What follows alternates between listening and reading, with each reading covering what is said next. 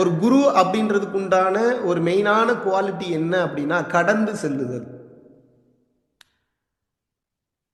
அந்த கடந்து செல்லக்கூடிய அந்த பக்குவத்தை எவன் ஒருவன் வளர்த்து கொண்டானோ அவனுக்கு வாழ்வில் அனைத்து பொக்கிஷங்களும் கிடைத்துவிடும்.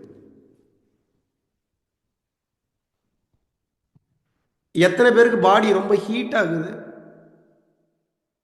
ரொம்ப, நான் கேட்கறது சும்மா நார்மல் ஹீட்ல அநியாயத்துக்கு ஹீட் ஆகுது அப்படின்றவங்க மட்டும் கை தூக்குங்க.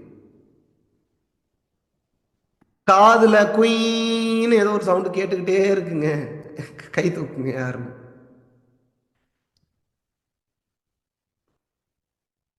எல்லாம் பார்த்து பயந்து போய் நான் டாக்டர் கிட்ட வச்சு செக் பண்றதுக்கு போனேன், கை தூக்குங்க.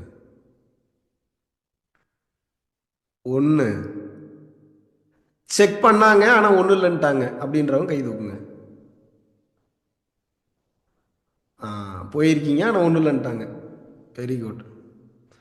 கன்ஃபர்மேஷன் பண்ணிக்கிறீங்க சரியான பாதையில் தான் போகிறோமா, இல்லை ஏதாவது ஓப்பன் ஆயிருச்சா உள்ளுக்குள்ளே, ஏதாவது ஆர்கன் ஏதாவது காணாமல் போயிடுச்சான்னு பயம் வந்துருச்சு. என்ன டிஃப்ரெண்ட்டாக சவுண்டு கேட்குது காதில், மேலதாள வாத்தியங்கள் சவுண்டெல்லாம் கேட்குதுன்றவங்க கை தூக்குங்க. மேலதாளம்லாம் வாசிக்கிற மாதிரி காதில் கேட்குதுங்க. கல்யாணத்துக்கு போனீங்கன்னா கேட்கும், நார்மல் டைமில் கேட்குதான்னு கேட்குறேன்.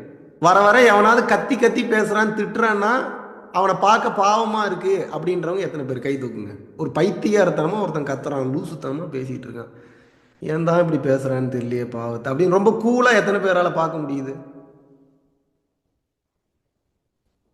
வீட்டில் எவனோ என்னமோ பேசிட்டு போகிறான், நான் என் வேலையில் பிஸியாக இருக்கேன் அப்படின்றவங்க எத்தனை பேர்? யாரோ என்னமோ பேசிட்டு போகிறாங்க, என் வேலையில் நான் கரெக்டாக இருக்குன்றவங்க எத்தனை பேர்?